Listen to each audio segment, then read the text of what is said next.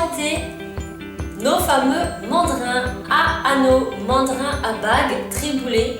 Je ne sais pas trop comment tout le monde les appelle, mais ces outils vont nous permettre de réaliser des bagues en fil aluminium, fil de cuivre, fil métallique tout simplement. Donc ils sont vraiment très très bien. Donc là je vous en présente deux parce que ce ne sont pas les mêmes, hein. Ils n'ont pas vraiment la même utilisation et dans cette vidéo je vais justement les utiliser de la même manière mais ce ne sont pas les mêmes. Donc on va commencer par celui en plastique. Comme vous pourrez le voir, il y a plusieurs tailles, de la 15 à la 21,5, donc ce ne sont pas des tailles françaises, je précise. Donc regardez sur internet pour convertir éventuellement les tailles. Si vous prenez par exemple votre taille de bague française, ça ne va pas être les mêmes sur le mandrin. Ils sont vendus, ceux-ci, avec des baguiers que je n'ai pas en ma possession, mais le baguier va vous permettre de voir quelle taille de doigt vous faites pour pouvoir vous référencer à ces deux-ci. Donc vous pouvez soit utiliser votre bague traditionnelle, la mettre dedans, comme ceci, vous référencer au numéro, donc pour ma part c'est le 17,5, et faire votre bague autour du 17,5, ou utiliser, comme je vous le disais précédemment, le baguet. Donc la différence entre celui-ci et celui-ci, il y en a énormément. Donc premièrement le prix, mais le prix a une bonne raison. D'abord la matière. Donc là vous allez avoir du plastique creux, je dis bien creux, donc malheureusement beaucoup plus fragile, ça casse beaucoup plus facilement dans le temps.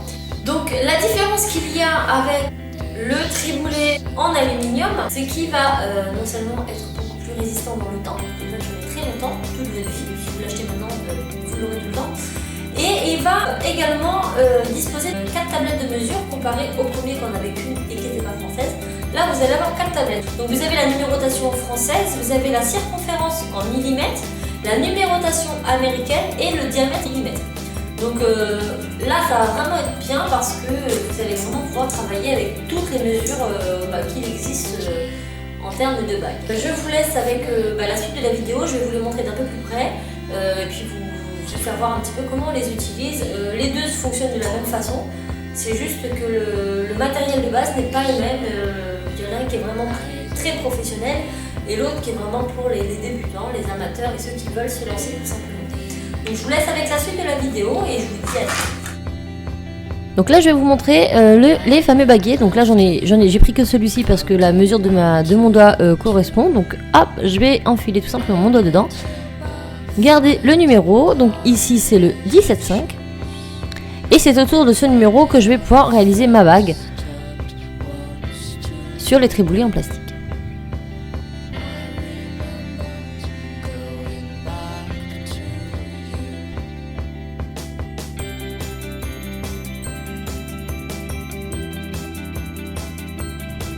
Donc pour mesurer tout simplement votre propre baguet, il vous suffira de l'enlever et de l'insérer autour des triboulets. Donc sur celui-ci c'est du 15,5 et sur l'autre vous allez voir que grâce aux 4 mesures nous allons vraiment pouvoir travailler différentes tailles. Donc pour la lecture vous voyez que ma bague a différents côtés, des plus larges et des plus fins. Donc là on va vraiment prendre l'arrière de la bague, le côté le plus droit et le plus fin. Et nous allons prendre la mesure qui se trouve plus ou moins au-dessus. Donc là nous avons le diamètre, donc ça correspond donc à 48.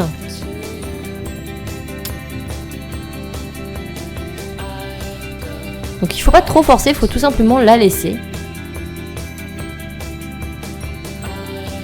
Donc là on a donc toutes les tailles américaines, diamètre, millimètre. Donc c'est vraiment très très bien. Maintenant je vais arrêter mon blabla et je vais directement vous montrer comment travailler autour de ces mandrins. Donc tout d'abord il est très important avant de commencer toute manipulation de bien chauffer votre fil pour qu'il soit le plus droit possible. Donc vous le prenez et vous le pincez entre vos doigts et vous répétez l'opération plusieurs fois comme je vous l'ai montré précédemment. Ensuite, donc là on avait vu une taille grâce au baguet à un 17,5, donc je vais travailler autour de ces 17,5. Donc je prends mes deux fils en 2 mm, je vais donc les lisser, les mettre bien serrés l'un contre l'autre et je vais faire 3 tours comme ça autour de mon mandrin. Vous pouvez en faire 2, après c'est vraiment comme vous le souhaitez. Mais pas moins, puisque de toute façon il faut quand même qu'il y ait une certaine rigidité, l'aluminium étant souple, il est préférable d'en faire minimum 2. Une fois que vous avez fait donc les tours que vous souhaitez, vous rejoignez donc les deux parties face à face, vous les lissez bien, vous faites bien en sorte qu'elles se lissent. Et vous allez mettre votre pouce au milieu pour caler tout simplement la bague pour ne plus qu'elle bouge. Et vous allez faire un demi-tour avec un des côtés en allant vers l'autre côté. Lorsque ce demi-tour est bien fait, donc là comme vous voyez ça me glisse entre les mains parce que je n'ai pas suffisamment pincé. On va tout simplement donc tourner un à un les parties opposées. Donc toujours un demi-tour avec un, puis un demi-tour avec l'autre et tout le temps comme ça en formant un cercle circulaire. Donc on pince bien et on continue. Un demi-tour avec un. Donc en essayant de les garder le plus droit possible. Donc là je vous donne une forme de bague la plus basique. Le principal c'était vraiment l'anneau qu'il y a en dessous. Après le dessus, libre cours à votre imagination je dirais. Donc là je vais tourner, tourner et tourner toujours par demi-cercle à chaque fois.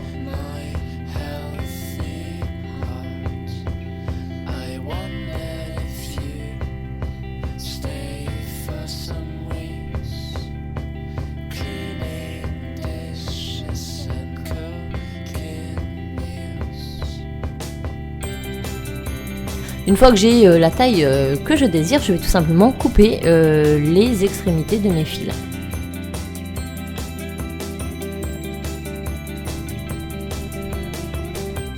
Donc je vais couper mes fils à l'aide de la flèche cutter pour une coupe bien nette et donc pour éviter que ça me griffe en dessous. Et à l'aide d'une pince à embourron, je vais tout simplement replier les petits bouts d'aluminium à l'intérieur de la bague.